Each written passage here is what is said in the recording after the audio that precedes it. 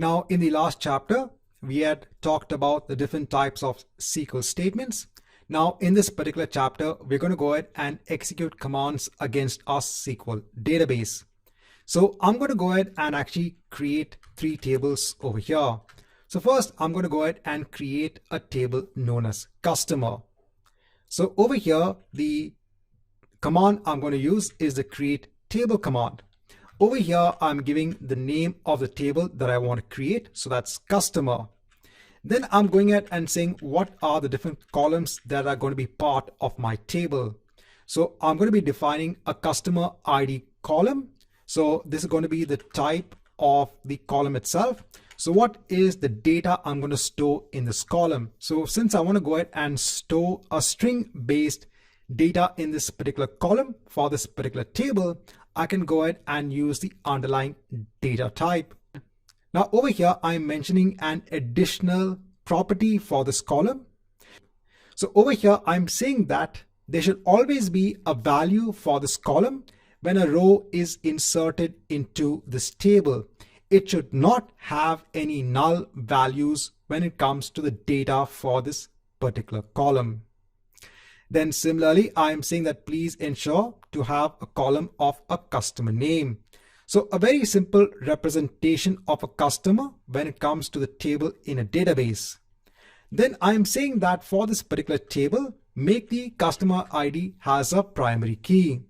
So remember, the primary key is used to uniquely identify a row within a particular table.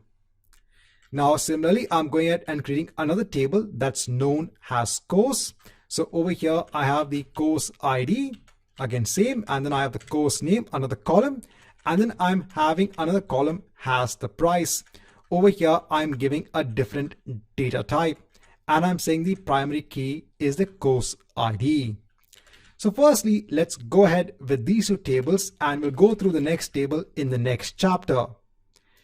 And then I'm going to go ahead and issue statements to insert data into both the customer table and into the course table.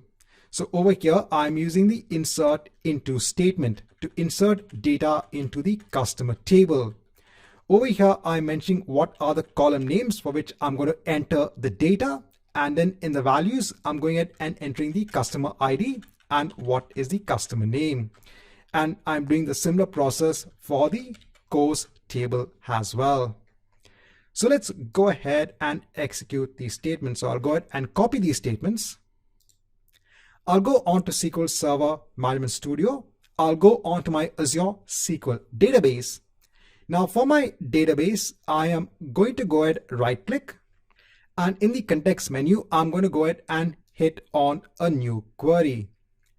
Now you could also go ahead from SQL Server Management Studio. So if I go back onto the Object Explorer, so you can actually go on to tables. So if I just go ahead and expand this, so currently I should not be having any tables in place, any user defined tables.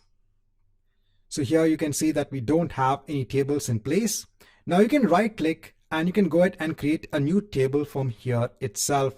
So when you go ahead and create a new table from here itself, so you'll get another window wherein you can go ahead and specify the column name and in the data type. So here you have all the data types in place. But from the perspective of the exam, it's important to understand the SQL statements. And that's why we're going to go ahead and create the tables via these SQL statements.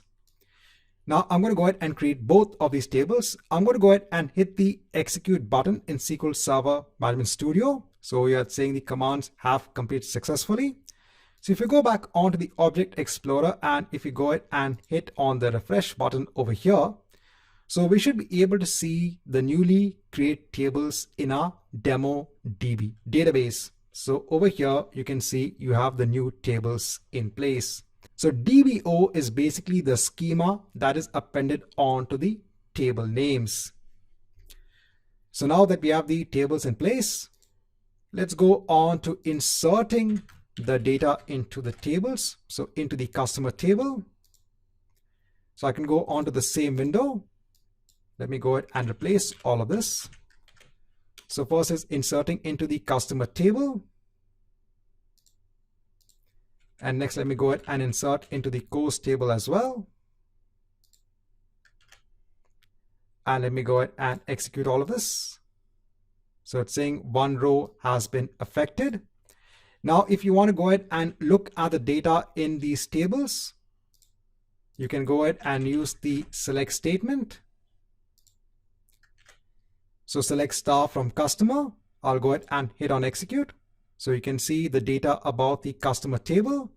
And similarly, if you want to go ahead and look at the course table, you can go ahead and hit on execute over here. So now we have our course table in place. So over here, you can see the data from the course table. Right, so in this chapter, I just want to showcase how you can create tables via SQL statements and how you can insert data into the tables via SQL statements as well.